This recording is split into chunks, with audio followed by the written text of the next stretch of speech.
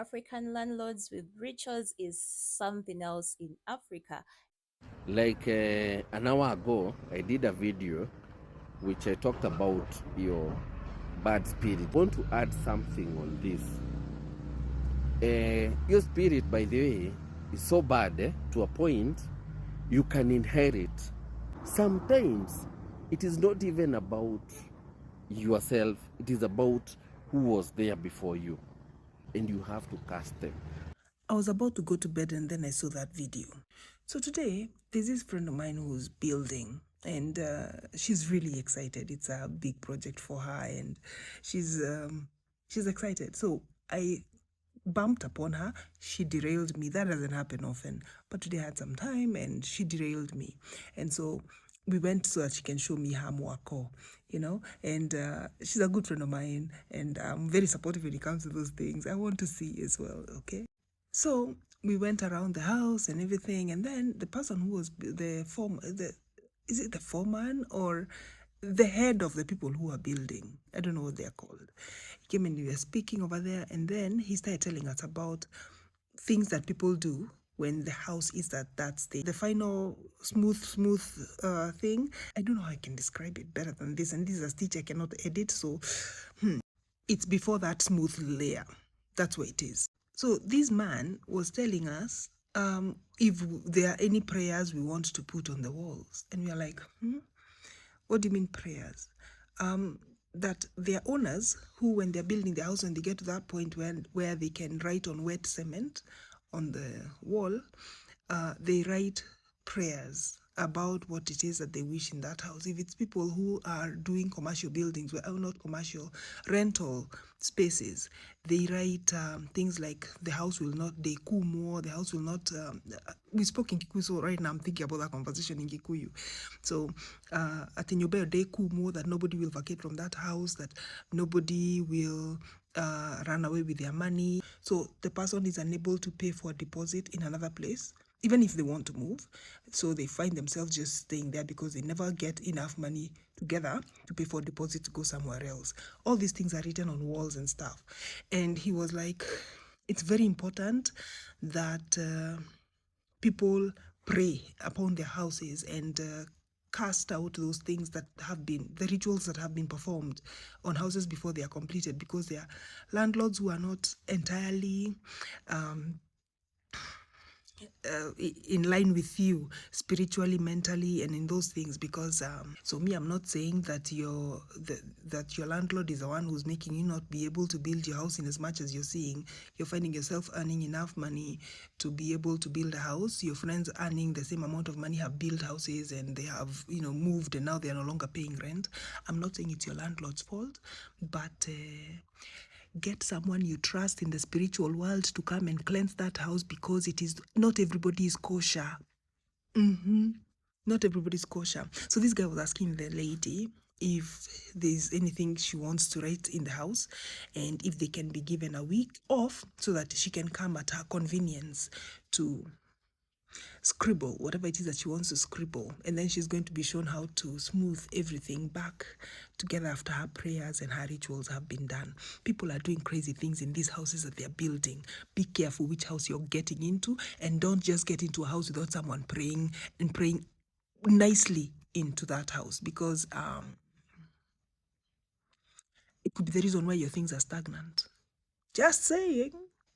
All I knew was that from Kitambo, I have always known it's important to pray before you get into a house. And you pray for that house and you bless it. If there is holy water to be sprinkled around, it be sprinkled around. I knew that. But that it's that serious, I didn't know. Wait, witchcraft is real, eh? Bye. My val was like, she doesn't want to hear that madness. She's not going to do, those are not things that she is, in communion with. And so she was like, there is no offs that are going to be done. There is no scribbling that will be done. She will wait until the house is complete, and then she can call for house opening where she can have prayers and all those good things.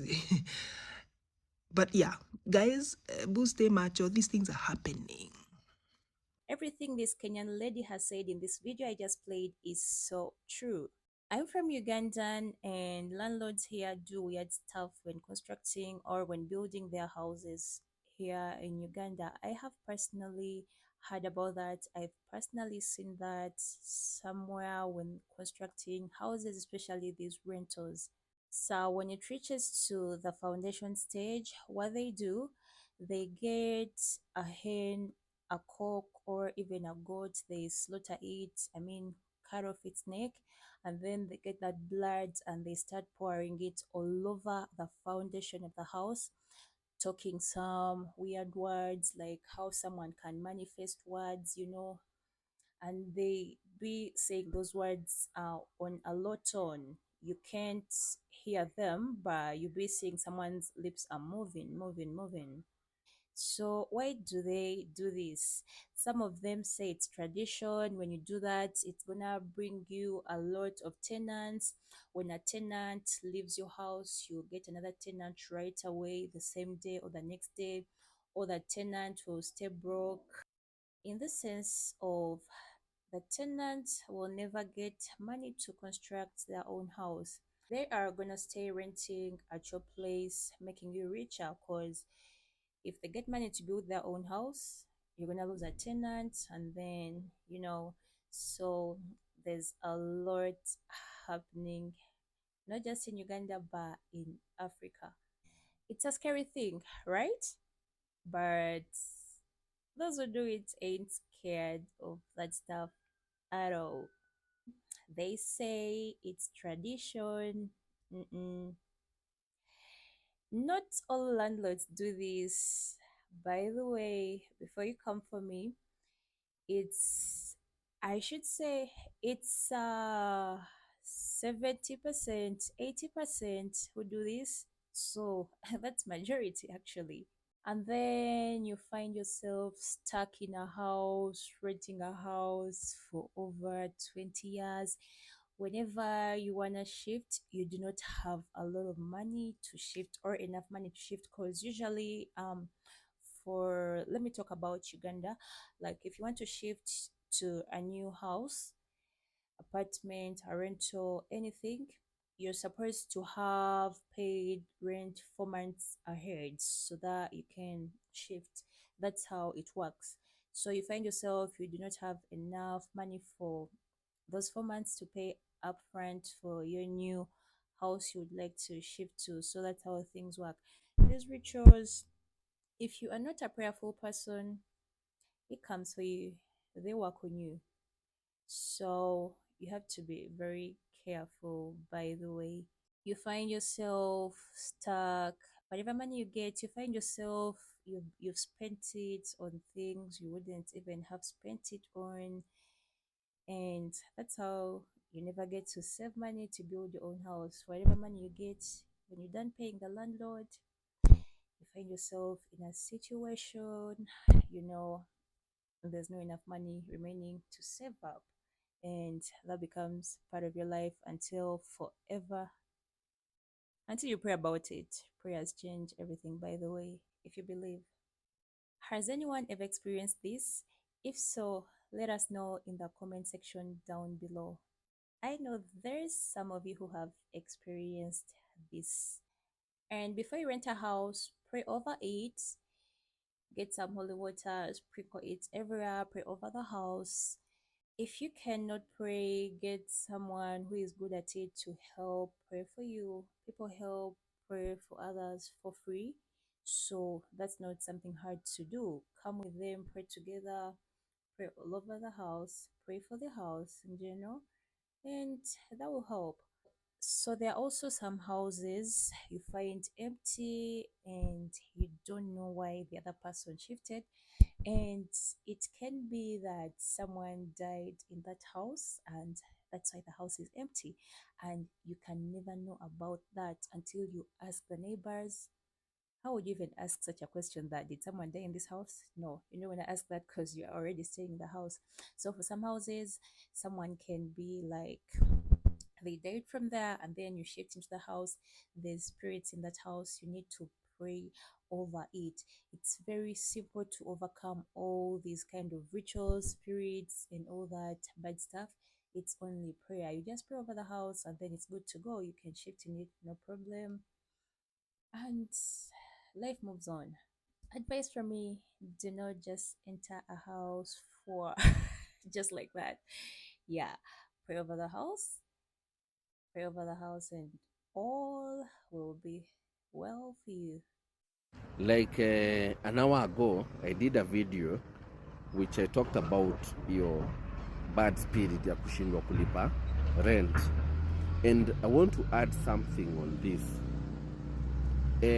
Your spirit, by the way, is so bad to a point you can inherit from however way you do it. There are ways that unaweza isanctify. Sometimes it is not even about yourself, it is about who was there before you. Hizo maspirits zinafuatananga hivyo, and you have to cast them.